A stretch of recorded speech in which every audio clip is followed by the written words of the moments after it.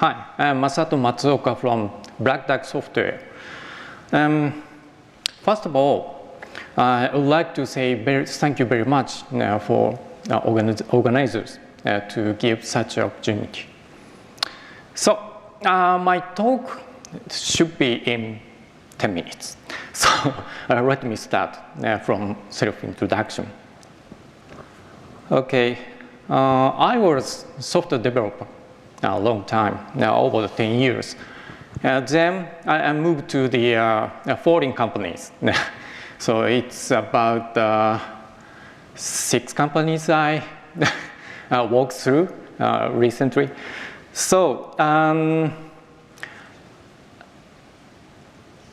then I had experience in a lot of roles in different organizations, and I've been involved in some projects like, so you see the left pane. Each different project I involved to join and edit or the review or something. And by the way, my most loved thing is the cycling. Sorry about that. So my last race was in Niseko June this year, and I was in almost last finish, but it's so fun.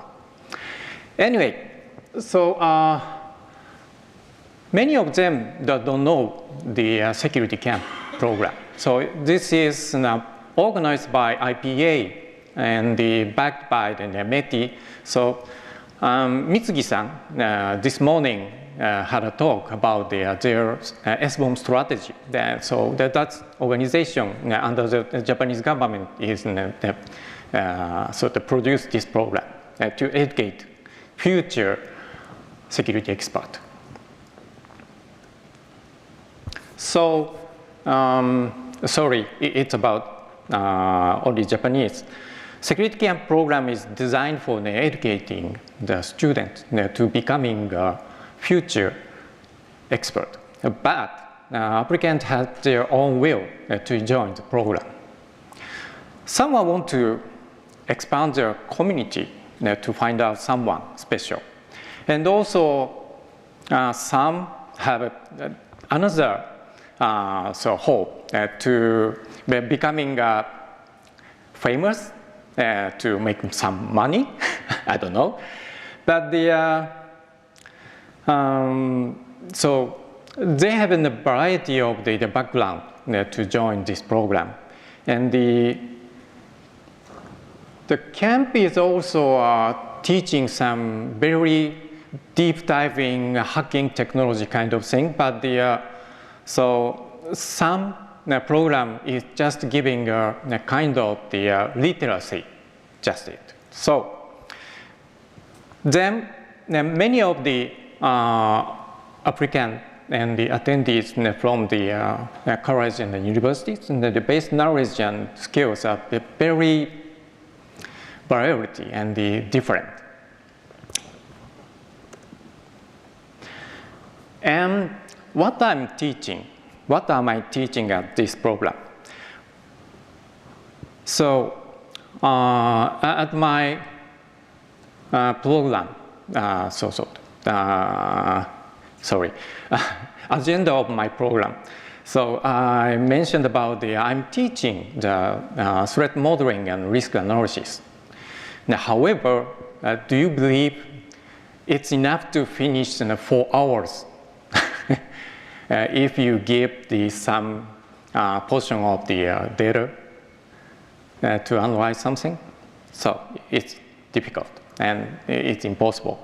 So then I'm using the cheat sheet, which is delivered by the JP-CERT-CC, which is in the Japan cert. So it's giving a very kind of tips to find out the risks and threats in your system.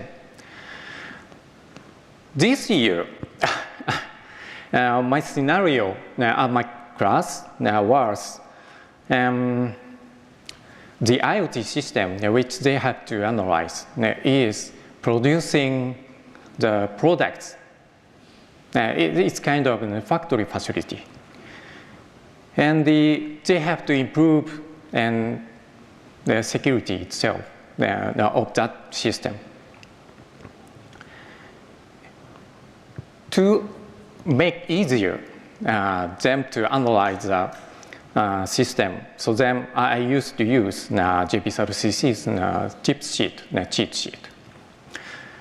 I also gave some data and information around their target system, which is the entire facility of the factory, and including SBOM. But usually they don't know the SBOM, so they don't know the meaning of the BOM. So I always have the 1 hour preliminary session to let them recognize what word I'm using in the session. So also I need to let them make a group to work on the analysis tasks. It's not just making a group, they should share on knowledge and the providing a skill to the team. So that's the purpose of the making group. So the left side of the pictures are not actually I provided for this year, but this is just a sample. In the JPSAT-CC's cheat sheet, so it's referring the NIST document, which is NIST SP 800-183. Do you know? So I believe it's not commonly referenced document yet.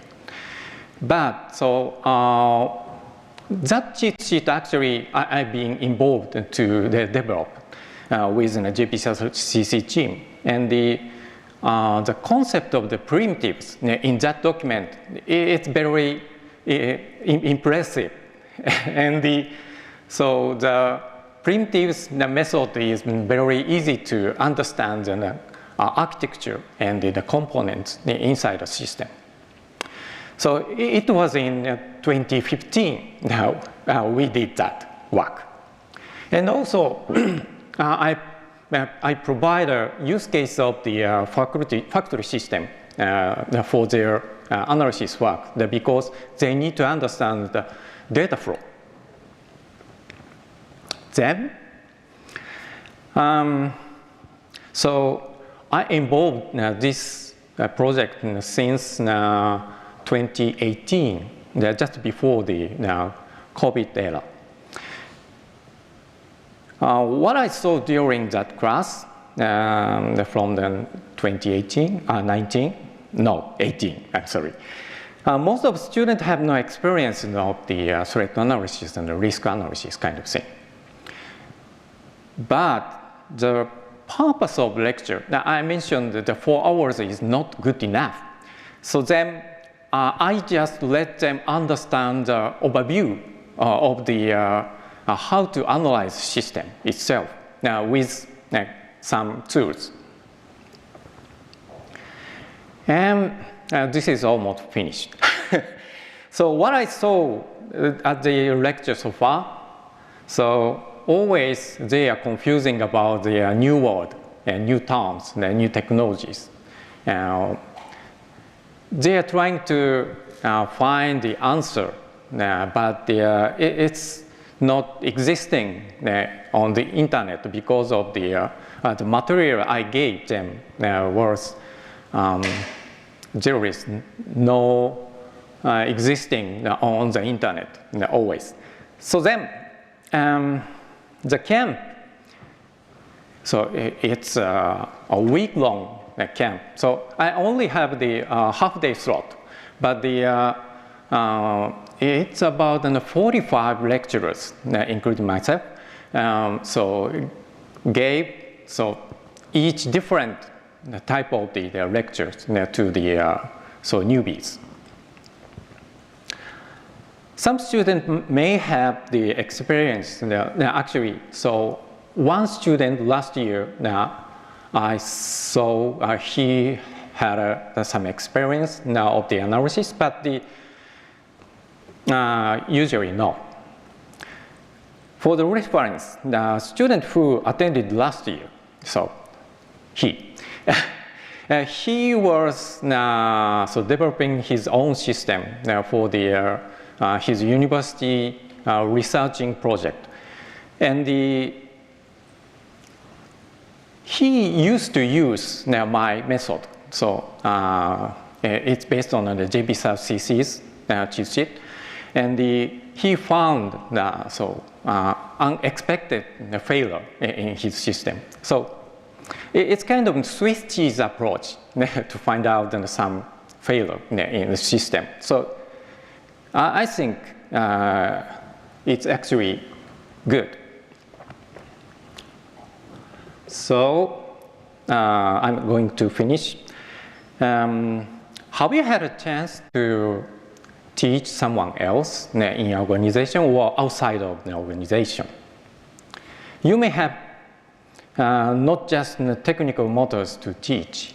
It depends on the case, but have you had struggling? I always have been struggling to teach someone. But if you like it, so I actually like teach someone, even if I have some struggling. I like to teach someone. So, why? What do you have any expectation when you are teaching someone? Maybe you have. What are your success metrics when you are teaching someone else? What do you mean the success of your teaching activities? How do you evaluate it? Knowledge students have now is not to limit their capability for the future. Anyone can learn more and expand. Is that true? So, for instance, 20 years ago, I'm not English-speaking man. I just did the OJT as a company. So then now I can believe, but so I do this. If you can motivate, if you're a lecturer or teacher, if you can motivate them to move on, so then I believe that's a success. Because discussing, interacting each other in the discussion and exercise like this is giving them different points of view always. And once they recognize a different approach and a different method during the exercise or the classes, so sometimes excitement will be let them off track. However, I learned that good discussion gave them good interaction and good inspiration. If my lecture inspires students, it's very good. Sometimes I'm really surprised. So they told me, so your session was good. So that's very nice. So I'm working for that word. I believe that people can do self-transformation when they need it. Students always learn the differences. So you love to learn the difference and the newbies. So it's a good opportunity for them to break out their shell and move forward. So that's all my learning from my teaching experience. Thank you so much.